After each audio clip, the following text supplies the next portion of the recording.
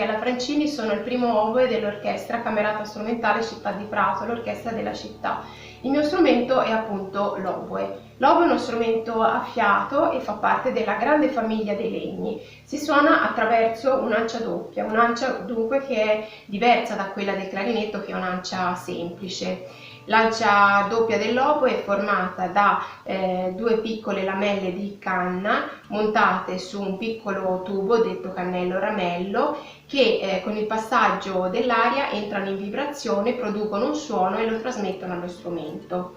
L'oboe di solito è costruito con il legno di ebano, è di forma conica e ha tutta una serie di chiavi che facilitano l'apertura e la chiusura dei vari fori.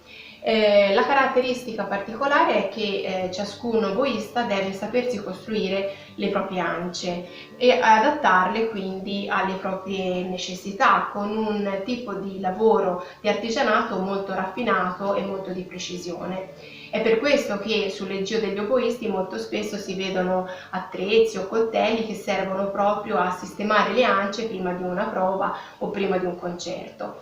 Di solito nell'orchestra gli oboi sono due, ciascuno dei quali suona una parte distinta. In certi repertori si può unire a due oboi anche il corno inglese, che nonostante il nome corno è appunto un oboe più grande, che quindi produce un suono più grave, che però risulta essere particolarmente caldo, particolarmente profondo e melanconico.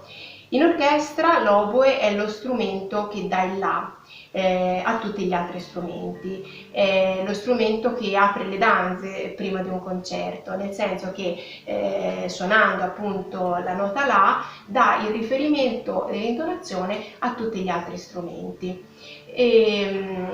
Lo strumento in orchestra ha un ruolo di grande rilievo e proprio per le sue capacità espressive, proprio per la carica emotiva del suo suono, molti compositori hanno dato a questo strumento melodie veramente memorabili.